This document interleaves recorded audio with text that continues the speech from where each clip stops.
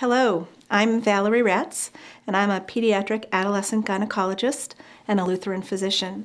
And my topic here today is to talk to you about adolescent gynecology, the mother and daughter issues. So the first thing that mothers and daughters typically talk about are the onset of menstrual cycles and what's normal. Normally, one can expect to see menstrual cycles starting somewhere after age 10. If cycles start before age 10, typically that would require physician consultation. We also expect to see menstrual cycles before the age of 15. If periods don't start by 15, that also requires gynecologic consultation. Menstrual cycles are typically very irregular when they first start in young girls. So it's not uncommon when menarche starts to see irregular cycles occurring very infrequently, and that's considered normal. And we usually just watch it for the first 2 to 3 years. If cycles continue to be irregular after that, that's a sign that the young girl should see a physician. What's normal in terms of duration and length? Usually menstrual cycles should be occurring every 21 to 35 days, and they should last less than 8 days. Physicians use the menstrual cycle as a vital sign. It's a sign of good health. Normal, regular menstrual cycles are a sign that the child is in good health, she's having a regular exercise program, normal weight, normal diet, and is medically fit. What are some of the common problems that we see in adolescents in terms of their gynecologic health? The most common problem that I see is painful menstrual periods. It's also known as dysmenorrhea. Painful menstrual periods can occur when periods first start, or sometimes it's something that can occur as the periods continue on. What do we usually do in terms of treating abnormal and painful menstrual periods? Usually the first thing to do is to consider the use of non-steroidal anti-inflammatory drugs, things like ibuprofen, over-the-counter medications that can be used to help with those painful menstrual periods. One trick that you can use is to try to start those medicines before the onset of the menstrual period. If you get the pain under control at the very beginning, that typically is very helpful.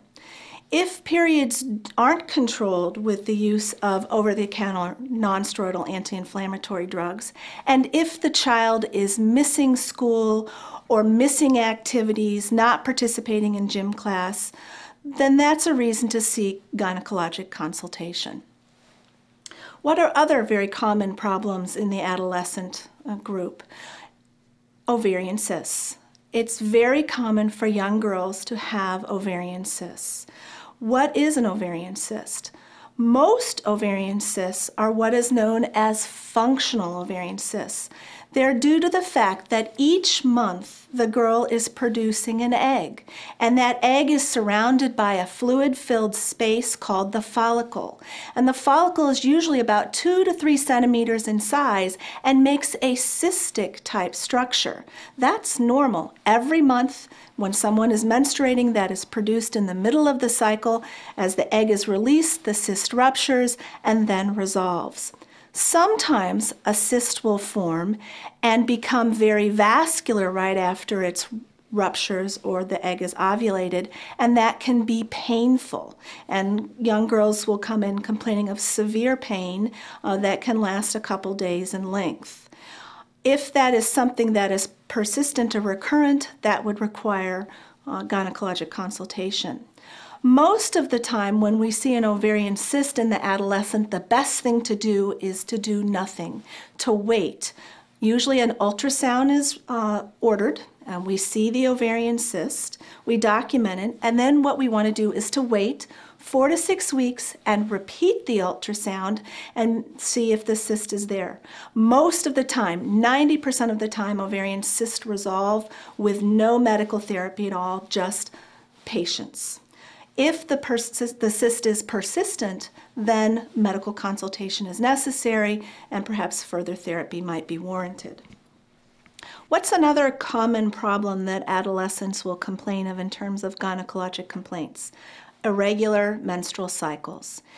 As we said before, it's very common for girls to have irregular menstrual cycles in the first 2 to 3 years after the onset of the menstrual period. This is usually in this period of time we just observe. But if the cycles continue to be irregular or prolonged, then this is a reason to seek gynecologic consultation. What do we do?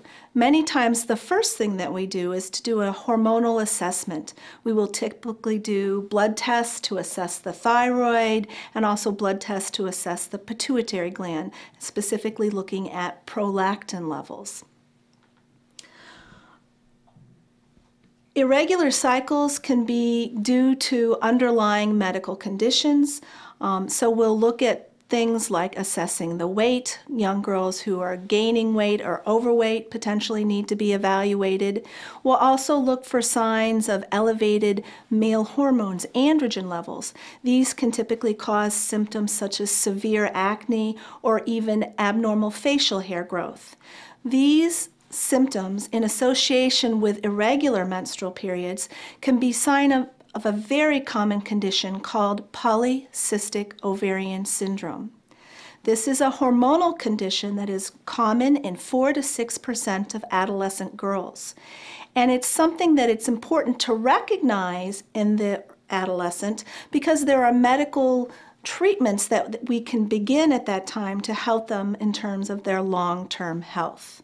PCOS, or polycystic ovarian syndrome, can sometimes be associated with problems with developing diabetes in the future, problems with high blood pressure, may be associated sometimes with problems conceiving a child in the future, and therefore it's very helpful to recognize it, treat it early on, so that the young girl can have good health for the future. One of the things that many gynecologists will do is we will sometimes use oral contraceptive pills as a treatment option. When we're using oral contraceptive pills, we are not using them in a contraceptive type fashion. We're using them because they contain an excellent formulation of estrogen and progesterone, which are important hormones in treating many gynecologic conditions. I think it's important to recognize that sometimes these are the perfect medicine to give to a young girl when she's suffering from conditions such as painful menstrual periods, abnormal or irregular menstrual periods, or persistent or recurrent ovarian cysts. So that I think it's important to recognize that even though we may have some reticence about using a drug that may be a contraception in other types of situations, that this drug sometimes is very helpful in treating young girls. What are the side effects of the use of oral contraceptive pills? The typical side effects that a young girl might experience can include some irregular bleeding or spotting, some nausea, occasional headaches. Usually these are mild and self-limited and stop with 1 or 2 pack uses of the pills. I always discuss the issue of blood clot problems when on birth control pills.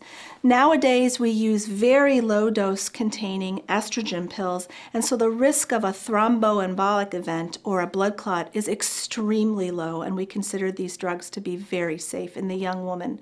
And I also use it as a reason to say you shouldn't smoke cigarettes because blood clots are higher on pills when one smokes cigarettes, so this is another reason to say smoking is not good. Sometimes we worry about what's the risk of breast cancer when young women use oral contraceptive pills, and the thought is that that risk is extremely low long term. I often get the question, when should I send my young daughter in for her first gynecologic exam? The American College of OB/GYN suggests that a young girl does not need a pelvic examination or a pap smear until she's age 21.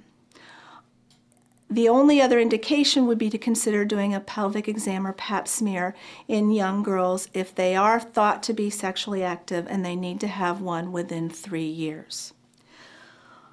The other issue that sometimes comes up in treating young women is the issue of using the Gardasil vaccination, the human papilloma virus vaccination. The American College of OBGYN recommends that young girls are vaccinated between 9 and 13 years of age. This is a vaccine that prevents problems in the future. One never knows when an exposure could occur, and I think that it's important that we want to protect our young girls. And so we, as OBGYNs, typically recommend Gardasil vaccination. Finally, I think as a mom talking to a daughter, that there are oftentimes some health habits that are important to begin to start discussing with your young daughter for gynecologic health in the future.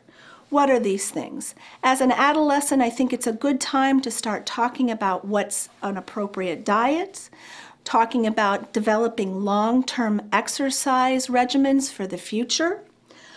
Talk about sleep habits. This is important to establish as an adolescent, and it's important as they go on in the future. I think it's important that young girls should know that self-breast examination should be started in the adolescent years. Performing a self-breast exam should be done every month, right after the menstrual period. And I usually tell adolescents it's a way to get to know the breasts now as a young woman so that if something happens as they become older, they'll easily recognize it and consult their physician. I also think that as a mom taking care of adolescents, that it's important as a parent to model your behavior. It's important to let the adolescent know that smoking's not good, that they want to live healthy lives so that they can be healthy in the future. And then finally, I always end my conversation talking about adolescence, that it's important to keep those lines of communication open. We want to hear what the adolescents are thinking about so that we can help them make good decisions for the future. Thank you.